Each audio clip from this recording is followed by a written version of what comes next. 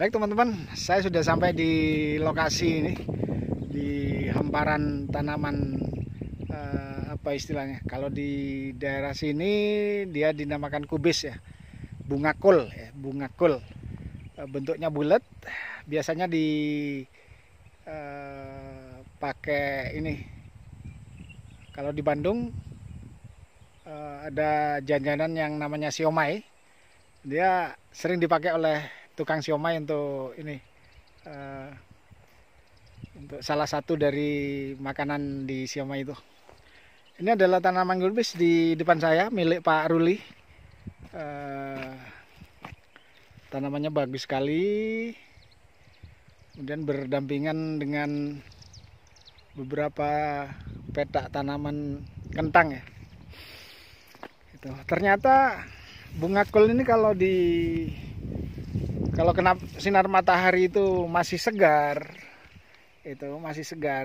tidak layu. Ini kena sinar matahari kelihatannya layu, berarti perkembangannya bagus. Kalau kena sinar matahari itu layu, itu perkembangannya bagus katanya. Tapi kalau pada saat kena sinar matahari kemudian bunga kul ini masih segar, tidak menampakkan stressing, itu perkembangannya jelek. Itu nanti bunga kulnya yang tumbuh kecil. Itu. Ini Pak Ruli sedang melakukan pemupukan. Ini teman-teman yang mungkin di kota ya, di kota-kota besar terutama di Jakarta dan Surabaya, yang senang makan siomay, pengen tahu gimana sih pohon dari bunga kul itu.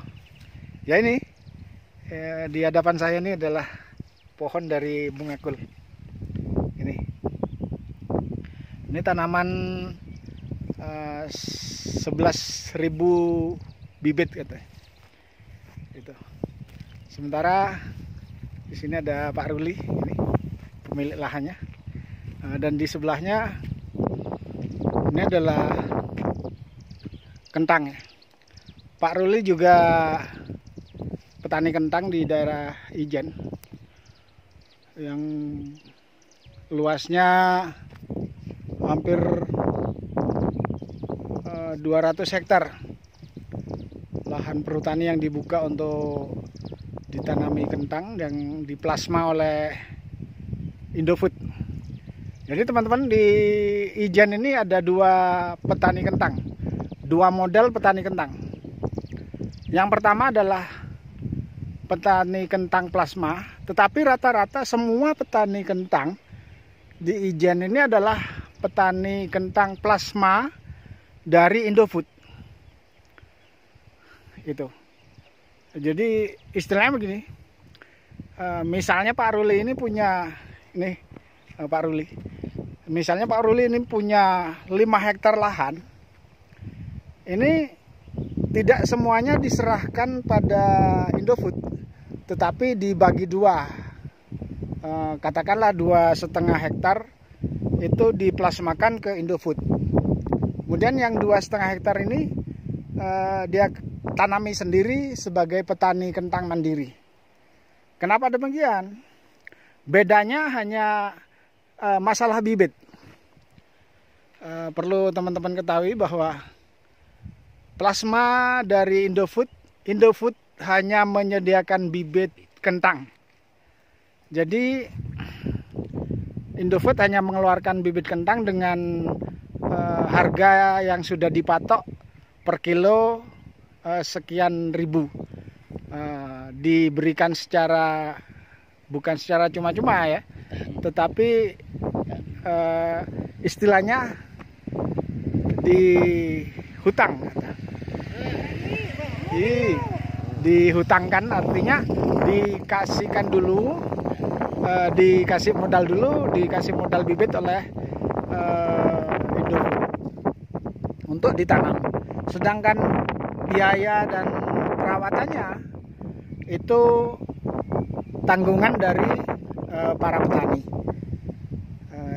Kemudian setelah nanti masa panen tiba, seluruh kentang yang sudah masuk, karena kentang ada besar dan kecil, ada kelas ABCD lah istilahnya, kelas besar sama kelas kecil.